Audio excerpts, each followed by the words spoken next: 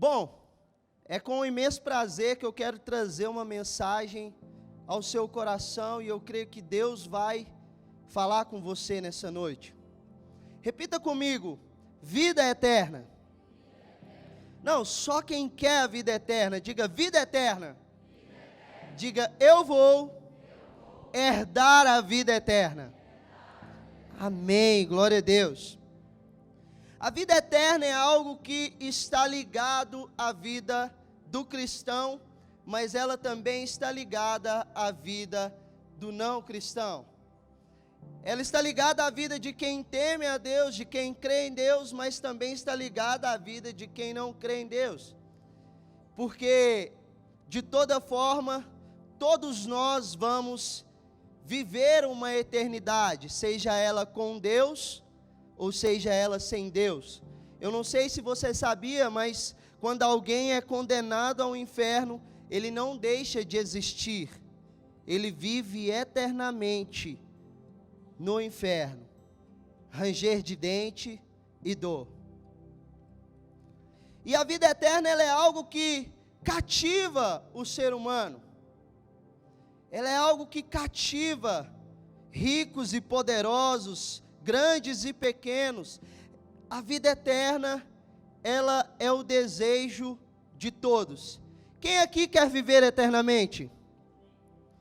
Amém. E muitas pessoas, as pessoas mais poderosas, buscam forma de encontrar essa vida eterna, mas de um jeito errado. Eu estava estudando para essa palavra e eu estava vendo uma das formas que as pessoas estão buscando para tentar se eternizar, para tentar se perpetuar, é a criogenia.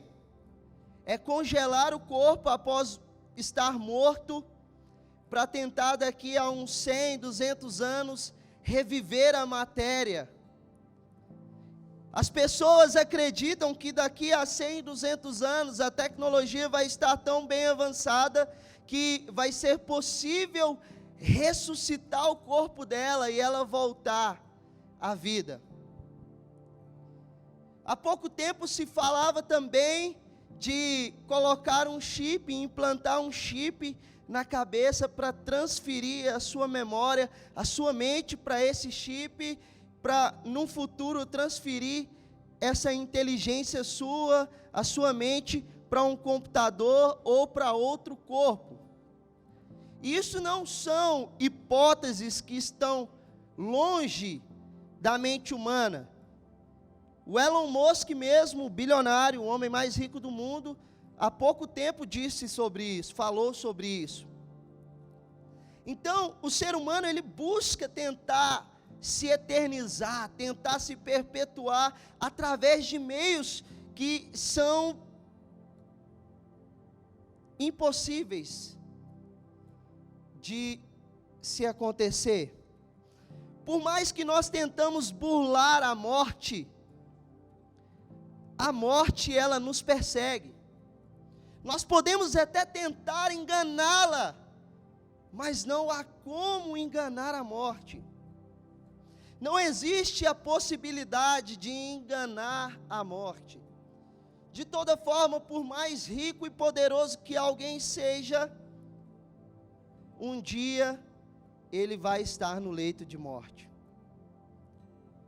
Por mais que alguém tenha recursos inúmeros para investir na sua saúde, ele não vai conseguir prolongar a vida dele por muito tempo. A morte é uma realidade dura, a qual todos os seres humanos têm que enfrentar. E a Bíblia diz em Hebreus 9, 27, eu gostaria que você colocasse para mim, Igor, ou Manuel, quem estiver aí projetando.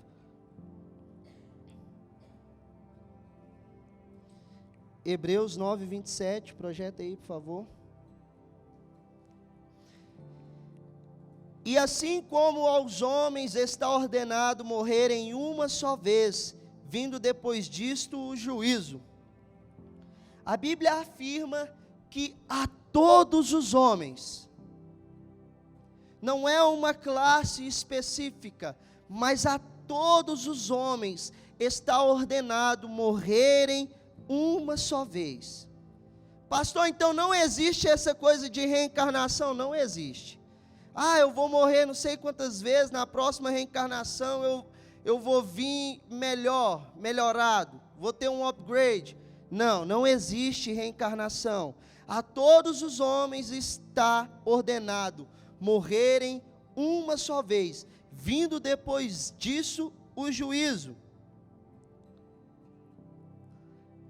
Então a todos nós está ordenado que nós vamos nos encontrar com a morte um dia.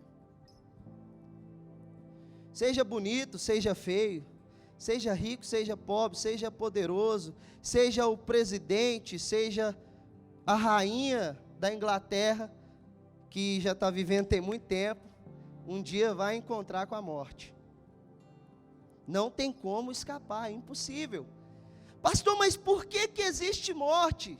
Por que existe doença? Por que existe guerra? Por que existe fome? Por que existe destruição, pastor? Como que a morte chegou até nós? A morte é consequência de quê, pastor? Porque todos nós vamos ter que enfrentá-la. Coloca aí, projeta Romanos capítulo 5, versículo 12 ao 14. Vou te explicar o porquê que a morte passou a reinar na nossa vida. Portanto, assim como por um só homem entrou o pecado no mundo, e pelo pecado veio a morte. Então olha só, de que a morte é consequência? Ela é consequência do pecado. Quando o pecado entrou no mundo, por meio dele a morte veio. E assim também a morte passou a toda a humanidade, porque todos pecaram. Como que é a palavra? Todos pecaram. Porque antes da lei ser dada, havia pecado no mundo, mas o pecado não é levado em conta quando não há lei.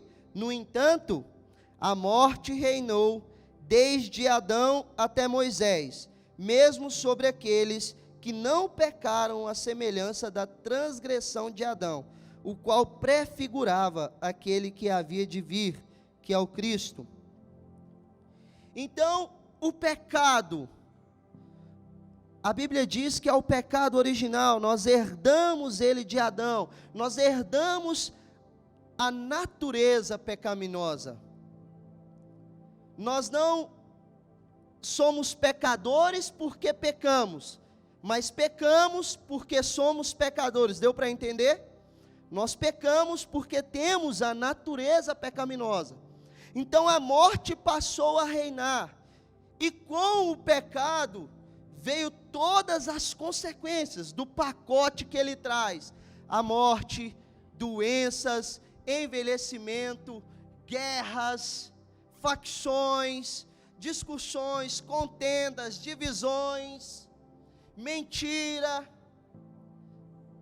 Com o pecado, tudo que ocasiona a morte veio junto com ele.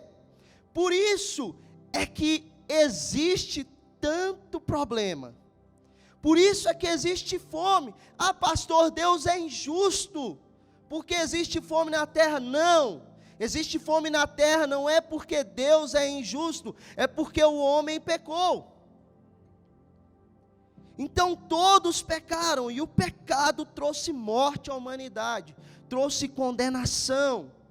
Então o problema maior da humanidade é o pecado. Sem o pecado seríamos perfeitos, não haveria doença, não haveria enfraquecimento, não haveria enfermidades, não haveria morte. Pastor, mas tem gente que é tão boazinha, tem gente que faz tanto bem. A minha vozinha é uma gracinha, pastor, eu acho que ela não vai morrer.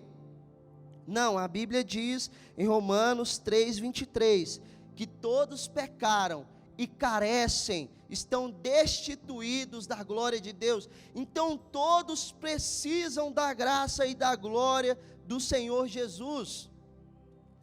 Mesmo que alguém diga assim, mas eu sou bonzinho, eu pratico bem, eu ajudo o próximo, eu não faço mal a ninguém, pastor, não prejudico ninguém, eu vivo a minha vida.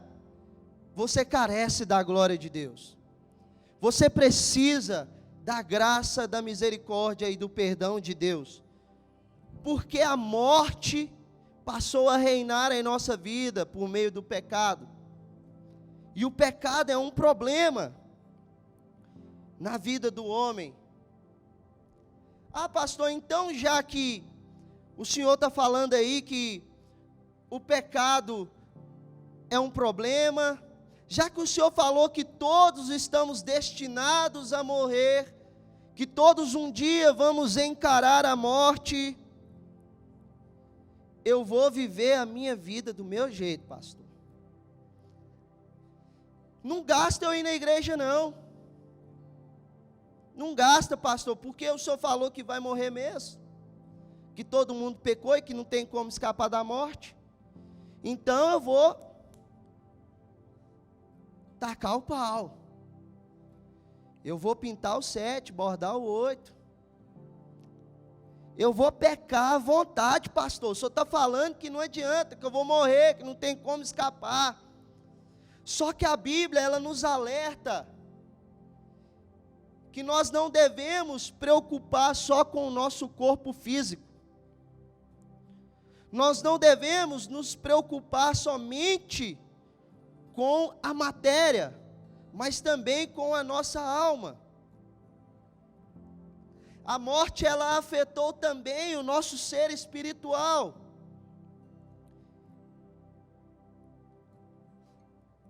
Certa vez Jesus contou uma parábola, coloca para mim, Lucas, capítulo 12, do versículo 16 ao 21, projeta aí.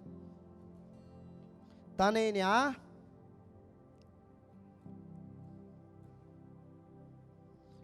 Isso. E Jesus lhes contou ainda uma parábola dizendo: o campo de um homem rico produziu com abundância. Então ele começou a pensar: que farei, pois não tenho onde armazenar a minha colheita? Até que disse: já sei, destruirei os meus celeiros, construirei outros maiores, e armazenarei todo o meu produto e todos os meus bens. Então direi à minha alma: você tem em depósito muitos bens para muitos anos. Descanse, coma, beba e aproveite a vida. Mas Deus lhe disse: louco, esta noite lhe pedirão a sua alma. E o que tem preparado? Para quem será? Assim é o que ajunta tesouros para si, mas não é rico para com Deus. Esse homem que Jesus revela na parábola, prefigura na parábola, ele pensou que ajuntando riquezas, amontoando bens, ele poderia curtir a vida. Ele não falou que ele ia pecar, mas ele falou que ele ia desfrutar, que ele não tinha mais com o que se preocupar. Financeiramente, fisicamente, ele estava bem. Realmente ele não precisava se preocupar fisicamente, mas a alma dele padecia. A alma dele jazia em trevas. E o Senhor diz: louco, você tem muita coisa aí, mas para quem que vai ser? Porque hoje mesmo vão pedir a sua alma. Então o problema do pecado, ele não traz consequências só físicas, mas consequência para as nossas almas. E muitas vezes o ser humano pensa ser eterno, o ser humano pensa ser invencível e quer viver a vida dissolutamente, arregaladamente, desregradamente. Quer viver a vida do jeito que pensa, conforme os seus prazeres. Mas e a sua alma? Talvez você tenha vivido a sua vida, você tem curtido os seus prazeres, você tem se deleitado nas suas vontades, mas e a sua alma? Como ela está? Como está o seu ser espiritual? Ah, pastor, eu estou bem mentalmente, eu leio livros, eu estudo, estou fazendo faculdade, eu faço academia, pastor, eu tenho uma vida ativa, eu tenho uma vida boa, eu estou construindo meu patrimônio, eu estou enriquecendo, pastor, eu já tenho a minha casa, tenho o meu carro, eu estou bem, logo eu vou juntar bem uma grana, e eu vou poder aposentar novo, pastor. Mas e a sua alma? Para onde ela está indo? Talvez financeiramente, fisicamente, você está voando, decolando, não há problema nisso. Mas o seu ser espiritual, como ele está sendo alimentado? O que está acontecendo? Quais são as suas perspectivas para a eternidade? Qual é a sua visão para a eternidade? Você tem se preocupado? Se hoje você morrer, aonde vai jazer a sua alma? Para onde ela vai? Se hoje te pedirem a sua alma, como é que você está no reino de Deus? A Bíblia diz em 1 Coríntios, capítulo 15, eu vou ler, não precisa projetar, versículo 19. Se a nossa esperança em Cristo se limita apenas a essa vida, apenas a esse plano terreno, somos as pessoas mais infelizes ou miseráveis deste mundo. Pastor, eu estou indo bem, mas eu não sei o que está acontecendo com a minha alma. Pastor, estou preocupado só se a bolsa vai valorizar amanhã. Estou preocupado com o valor do combustível, o preço no supermercado. Eu não estou pensando muito longe não, pastor. Está difícil a economia, nós não estamos podendo pensar muito longe. A gente não sabe como é que vai estar. A guerra está chegando aí, está batendo na porta. Ah, pastor, não estou pensando muito longe não. Mas e para a eternidade? Se você não pensa nela, você é miserável. Você está sendo infeliz. Porque realmente mais importante do que essa vida é a verdadeira vida que teremos com Cristo na eternidade. Essa sim vai ser a verdadeira vida. Amém, glória a Deus.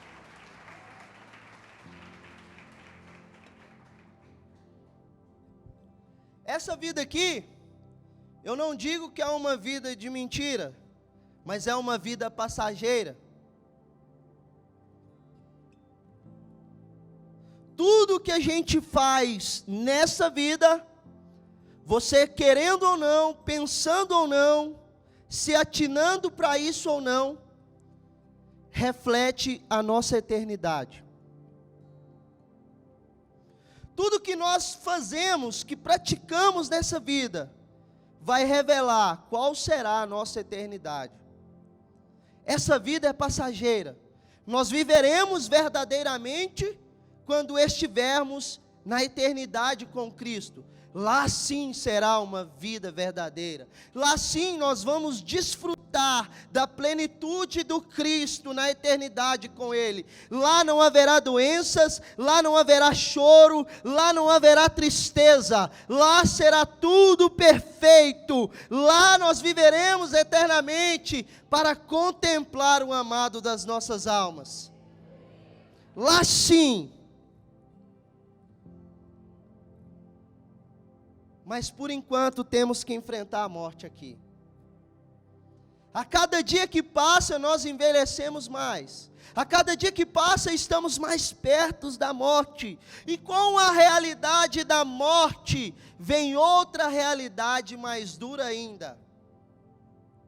O juízo, que é um fato na vida de todos os seres humanos. Quando nos deparamos com a morte, o juízo se torna um fato duro no nosso coração.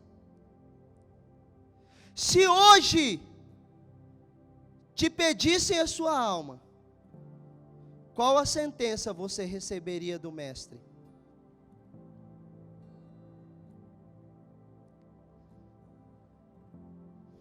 A nossa alma fica inquieta, fica conturbada, porque a Bíblia diz que não há um justo sequer, não há quem pratique o bem. Romanos 3,10, está escrito lá, depois você busca lá.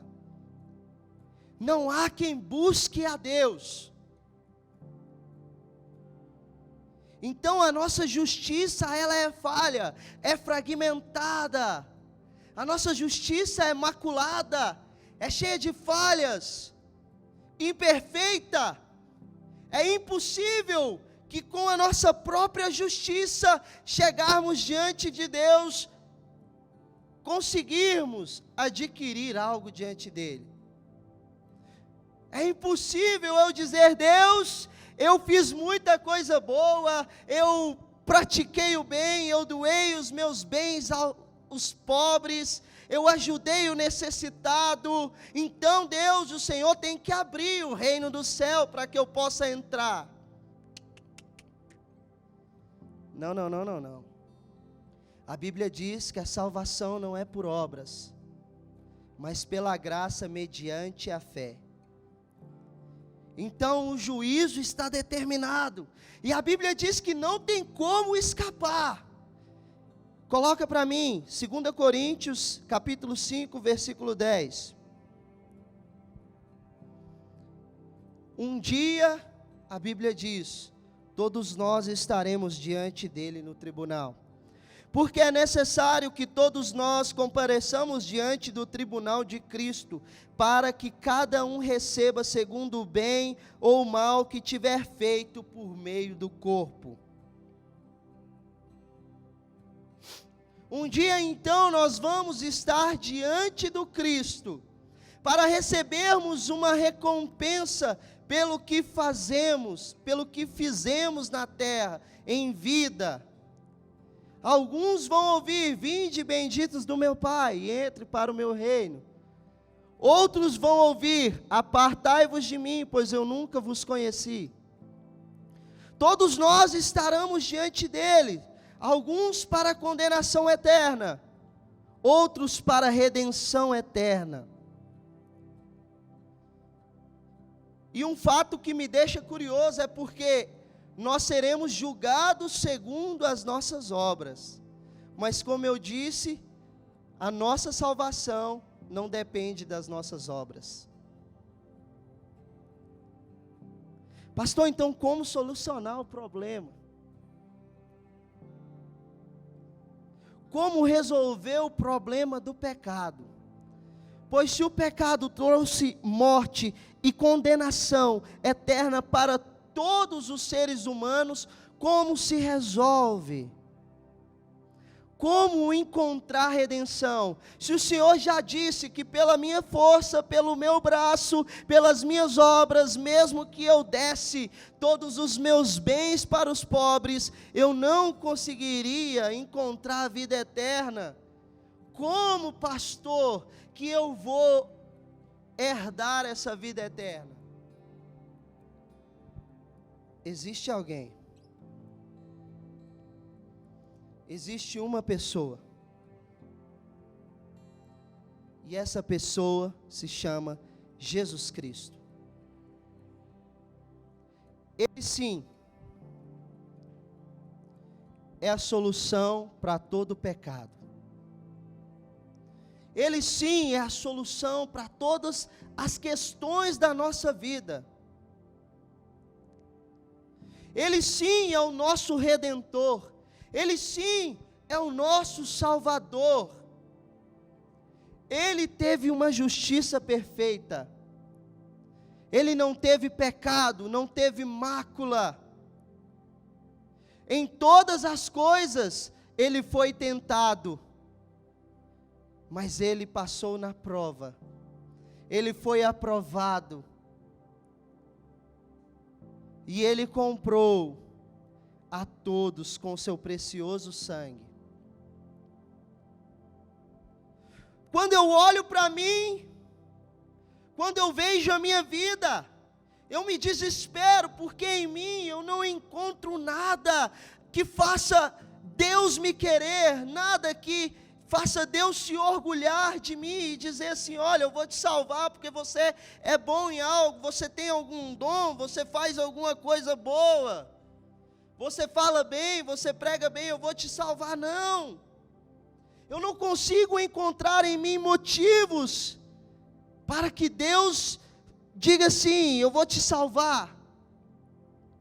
Mas em Cristo eu acho a solução para todos os meus problemas. Eu acho a solução para o preço do meu pecado. A Bíblia diz em Romanos 6:23 que o salário do pecado é a morte. Então eu e você, nós merecíamos a morte, nós merecíamos a condenação. Deus não precisava nos salvar. Deus não é carente. Pastor, o que fez então Deus enviar o seu único filho ao mundo para que todo aquele que nele crer fosse salvo? O amor e a justiça dele. O amor porque ele nos amou de tal modo que ele enviou o filho. E a justiça porque o pecado precisava receber o seu salário.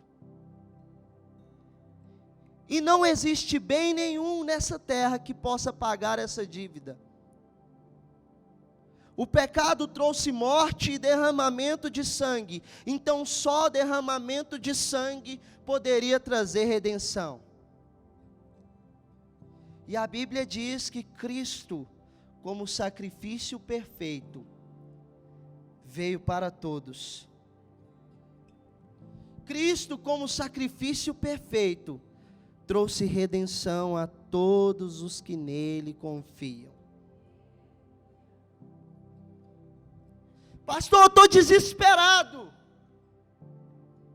Eu tenho depressão, eu estou doente, eu estou enfermo. Pastor, eu sou pecador, eu não consigo abandonar o pecado. O pecado tem uma força tamanha sobre mim que me subjuga. A Bíblia diz em Apocalipse 5 que o sangue de Cristo foi o preço mais precioso, o qual Ele nos comprou para Deus e nos constituiu reino e sacerdote. Então a redenção, a vida eterna, ela está a uma palavra da sua boca.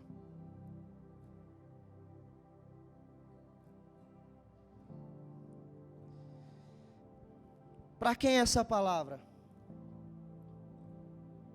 Isso aí o Senhor está pregando para quem não conhece a Cristo. Não somente. Existem muitos aqui no nosso meio, muitos cristãos que estão longe de Cristo, que conhecem a verdade da redenção, mas parece que não sabem o valor do sacrifício. Existem muitos que estão vivendo como se Jesus não tivesse sido crucificado, como se o preço não tivesse sido pago. A Bíblia diz que a vida eterna é conhecer a Deus. A vida eterna não é eu vir na igreja. Eu vou lá na igreja e eu vou cantar um louvor lá, e aí eu vou descarregar, eu vou ouvir uma palavra do pastor, e eu vou me sentir bem, eu vou me sentir leve, e aí pronto, eu já estou salvo.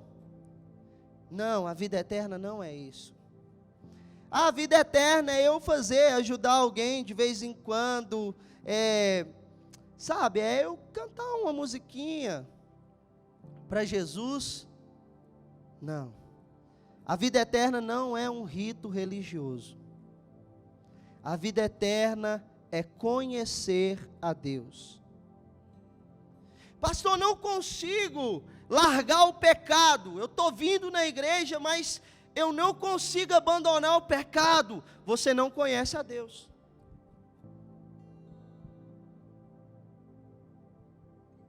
Porque quando Cristo realmente está na nossa vida, quando o Espírito Santo habita na nossa vida, e o sacrifício de Jesus, ele tem valor na nossa vida, o poder da morte é quebrado.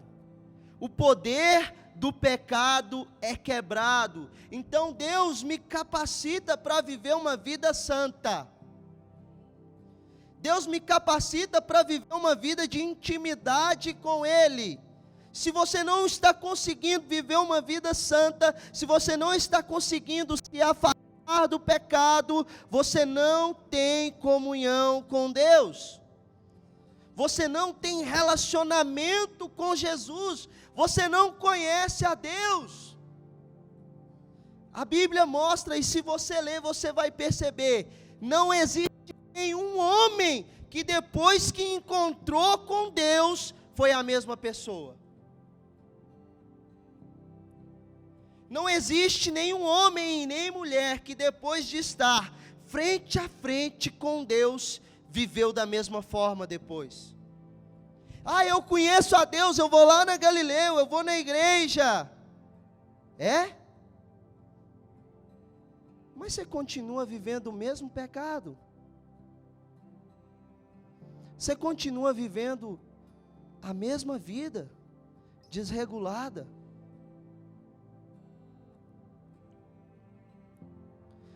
A graça que não transforma, não salva.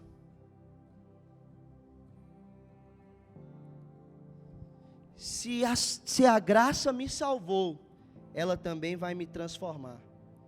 E vai me dar capacidade para viver uma nova vida.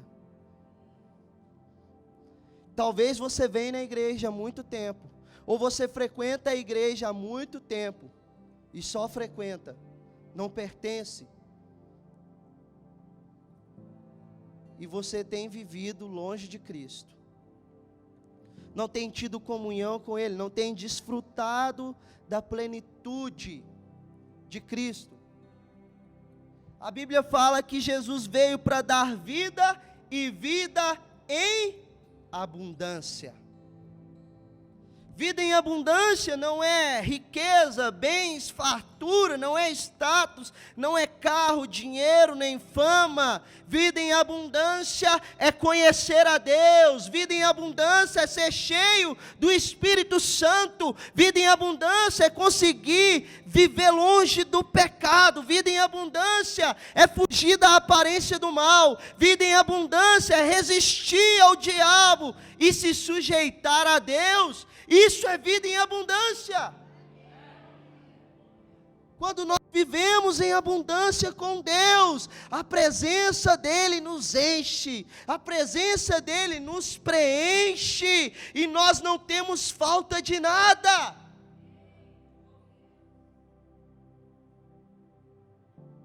Ostentação é orfandade.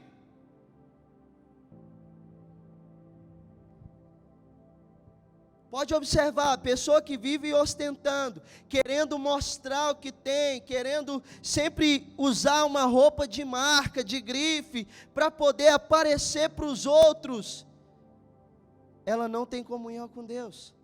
Ostentação é orfandade. Quem está cheio de Deus, não tem carência. Quem tem a presença de Deus, não precisa ficar se afirmando. Quem tem a presença de Deus é completo. Não vive triste, cabisbaixo. A gente pode passar luta, pode enfrentar alguns problemas, e é normal na vida de todo ser humano. Mas a presença de Deus, ela nos coloca de pé. Como Jesus disse a Paulo, a minha graça te basta. A graça de Deus que basta é o que sustenta o cristão. Nem só de pão viverá o homem, mas de toda palavra que procede da boca de Deus. Uma palavra de Deus pode mudar o seu destino. Uma palavra de Deus pode mudar a sua história. Uma palavra de Deus pode te curar, te libertar e te transformar. Uma palavra de Deus ergue a sua vida e te move para o lugar que Ele quer. A palavra de Deus é que sustenta. A Bíblia diz em Hebreus 1 que Ele sustenta todas as coisas por meio da sua poderosa palavra. Jesus está intercedendo por nós nesse momento, amém? Quem aqui entende isso? A Bíblia diz que Ele é o sumo sacerdote e Ele assiste 24 horas diante do Todo-Poderoso. Então, se Jesus é o nosso intercessor, como diz a música, não há nada, não há ferrolho, nem porta que se fechem diante dos filhos de Deus. Não há nada que pode parar o Filho de Deus. Ele nos sustenta, amém? Jesus é a solução, é a resposta. Nele todas as coisas subsistem. Como diz Paulo, em ti eu me movo, em ti eu vivo e em ti eu existo. Jesus disse, sem mim nada podeis fazer. Então, resumindo, a pessoa que não tem Cristo, ela não vive. Porque sem Ele é impossível fazer algo. Então nós precisamos de um Redentor. E graças a Deus, porque nós temos um Redentor. Porque pelas nossas obras nós não conseguiríamos. Eu louvo a Deus por Jesus e pelo sacrifício dEle. Porque sem Ele era impossível algo sobrenatural acontecer nas nossas vidas. Ele nos redimiu do pecado, Ele nos salvou. Você pode aplaudir Jesus?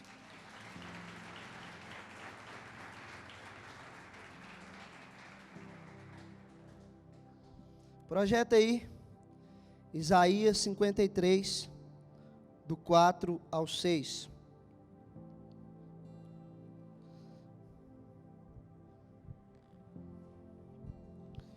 Certamente, Ele tomou sobre si as nossas enfermidades, e as nossas dores sobre si.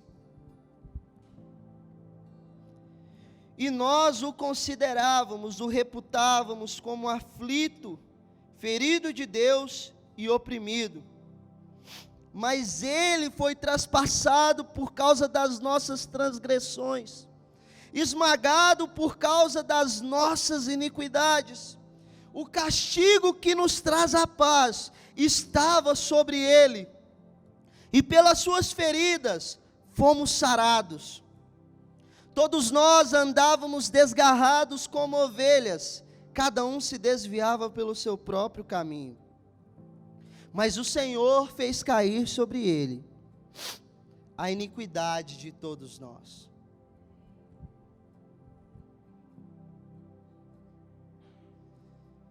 Ele levou sobre si todas as enfermidades. Tem alguém que está enfermo aqui? Tem alguém que está sentindo dor? Jesus levou sobre si, Ele está levando agora sobre Ele todas as enfermidades e dores. Ele levou sobre si todas as nossas transgressões e iniquidades. Ele foi moído, Ele foi esmagado por causa das nossas transgressões. O castigo que era para nós, o castigo que eu e você, nós éramos merecedores, está sobre Ele, e nos traz paz. Tem alguém aqui que estava andando aflito? Tem alguém aqui que estava, afoito, preocupado, conturbado?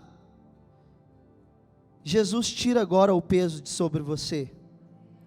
Jesus tira agora esse peso, o peso do pecado que estava sobre você. Jesus tira e coloca sobre Ele, sobre você agora Ele coloca paz.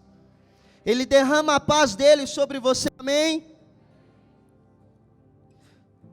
Pelas suas feridas, nós fomos sarados. Tem alguém sendo curado. Tem alguém sendo sarado aí, no banco. Alguma dor, seja espiritual, tinha alguma mágoa, alguma ferida na alma, no coração. Jesus está sarando aí agora. Jesus está curando aí agora. Jesus está tocando a sua vida, amém? Todos nós andávamos desgarrados. O ministério de louvor pode subir. Como ovelhas, cada um se desviava pelo seu próprio caminho. Mas o Senhor fez cair sobre Jesus a iniquidade de todos nós.